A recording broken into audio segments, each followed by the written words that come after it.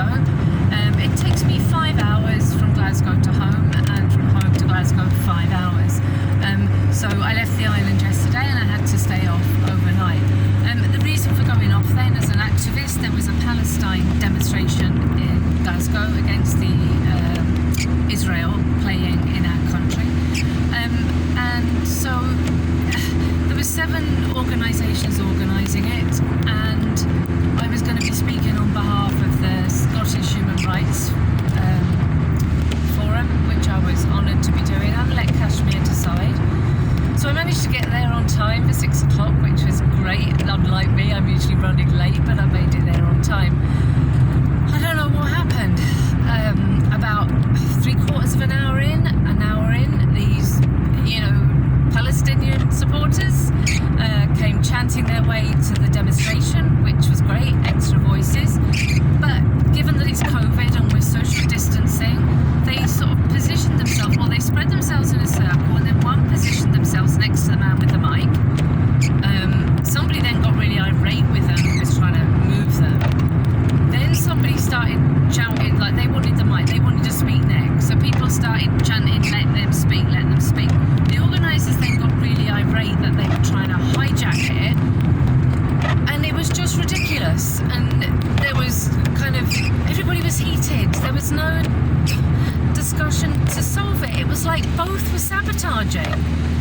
That it actually made me question, are these genuine Palestinian supporters? I've never met any of them, and I apologise to any of them if you've lived and breathed the freedom of Palestine since you were born, but you both stood there as though you were saboteurs.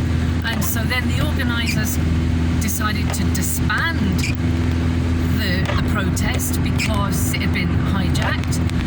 The hijackers were then a bit affronted by that, but then they set themselves up to the side, so they said we're going to still keep protesting. And I'm like, I've come all the way down here for 5 hours. I was actually going to be speaking next, I leave my speeches to the last minute. I leave to what I feel, and it was going through my head that I felt hope. Hope. There was Palestine and Kashmiris joining together against illegal occupied countries, standing up, making them know that they weren't welcome in Scotland. And it was like, the message is that we need to put that power somewhere. It's no good just shouting at ourselves. That energy and that power needs to go somewhere. We need to lobby our parliament. We need to get them on our side. We need to have a Kashmir and Palestine friendly Scotland, against illegal occupiers, not just have demonstrations. And then, of course, to have demonstrations and then argue and fall out is just absolutely ridiculous. There was like 3 times more police than there were protesters. That's obviously how concerned they were about the passion of the Palestinian people. And instead they fell out with themselves. So, I got hold of the mic and I basically said that I was full of hope, and then watching that, and I didn't care whose fault it was out of order. I do believe, and I've always said, if you cannot give your enemies voice, then you do not believe in freedom of choice. So, there has to be an element there. There has to be dialogue. There has to be discussion. How can you work together? How can you go forward? People are dying. People are suffering every day. And then this was a demonstration for them, and it got sabotaged from both sides. I think questions need to be asked, and there should be sit-down discussions in the group.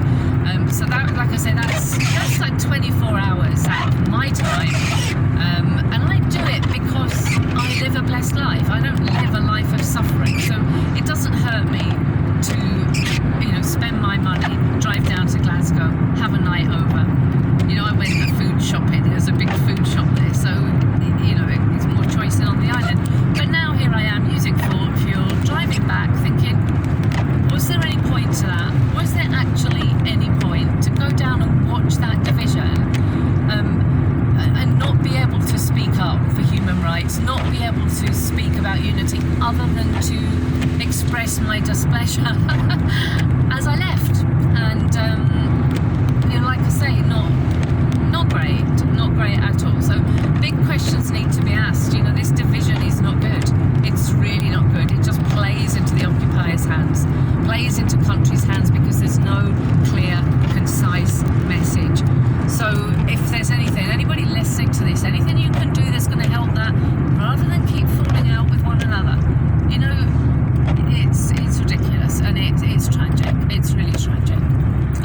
Thanks for listening.